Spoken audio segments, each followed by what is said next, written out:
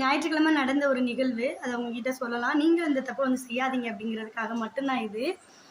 என்னன்னா ஞாயிற்றுக்கிழமை பூ வாங்கலாம் அப்படின்னு சொல்லிட்டு ரூ. 290 கொண்டு போயாச்சு. 100 ரூ. 100 தாள் 2 தாளும், ரூ. 20 தாள் 2, ரூ. 50 தாள் 1 கொண்டு போயாச்சு.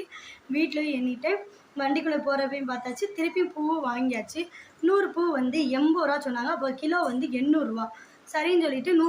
100 வந்து அந்த பூக்கு மேலேயே வைக்கிறேன். ரூ. 100 தாள வச்ச உடனே இவரும் பூவை கொடுக்குறாரு. கொடுத்து முடிச்சோடனே திருப்பி என்கிட்ட வந்து ரூபா கேட்குறாரு. ஆனால் இப்போ தானே கொடுத்தேன் அப்படின்னு சொன்னேன். இல்லைம்மா நீ ரூபா கொடுக்கல, நீ பூ மட்டும்தான் வாங்கினேன் அப்படின்னாரு. சரி நம்ம தான் தப்பாக பண்ணிட்டோமோன்னு சொல்லிட்டு சேப்புக்கு பூ இப்போ செல்லு எல்லாம் தேடுதேன். வண்டிக்குள்ளேயும் பார்க்க நல்லா சிந்திச்சு பார்க்குறேன். வீட்டிலேருந்து எடுத்து வந்தது வண்டிக்குள்ளே வச்சது, திருப்பியும் வண்டியிலேருந்து எடுக்கும் போது எண்ணுனது எல்லாமே பார்க்குறோம். நீங்கள் அந்த பெட்டியில் பாருங்கள், ஏன்னா ரூ. 100 இருக்குது.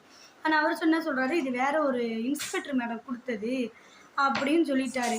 அப்புறம் என்ன பண்ணி தொலைய, நம்ம அந்த இடத்துல கத்தணும்னு வச்சுக்கோங்களேன், என்ன சொல்லுவாங்க 4 பேர், இவன் ஏமாத்திருப்பாளோ அப்படின்னு நினைப்பாங்க. ஏன் கேட்டேன் அப்படின்னா, அவர் வந்து கொஞ்சம் வயசான தாத்தா வேற.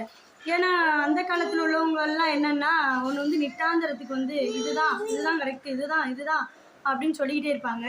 அதனால போனால் போகுது அப்படின்னு சொல்லிட்டு திருப்பி ஒரு 100 கொடுத்து மிச்சம் 20 வாங்கிட்டு வந்தேன். அப்போ ஆனால் பூவோட விலை எவ்வளவு? 80 தான். 180 100 வந்து எனக்கு லாஸ் தான், வேஸ்ட்டு தான். அதனால கொடுத்துட்டு வந்துட்டு, எந்த ஒரு பொருள் வாங்குறதுக்கு முன்னாடி அவங்க பொருளை கொடுத்தோடனே நீங்கள் காசை கொடுத்துட்டு அப்படியே சேஞ்ச் வாங்குங்க. நீங்கள் முன்னக்கூடியே காசு கொடுத்தீங்க அப்படின்னா அவங்க மறந்துடுவாங்க, கொடுத்துட்டு நம்மகிட்ட ரிட்டர்ன் கேட்பாங்க. இப்போ என்கிட்ட அந்த டைமிங்கில் இருந்ததுனால பரவாயில்ல. அப்போ இல்லாமல் ஒருத்தவங்க போயிருந்தாங்க அப்படின்னா, நீ கொடுக்கவே இல்லை அப்படின்னு சாதிச்சுருந்தா என்ன பண்ணியிருப்பீங்க? உங்கள் கையில் காசு இருக்காது. அதுக்காக எந்த ஒரு பொருள் வாங்கினாலும் அவங்கக்கிட்ட வாங்கின பிறகு வாங்குங்க. ஓகேங்க, பாய்ங்க.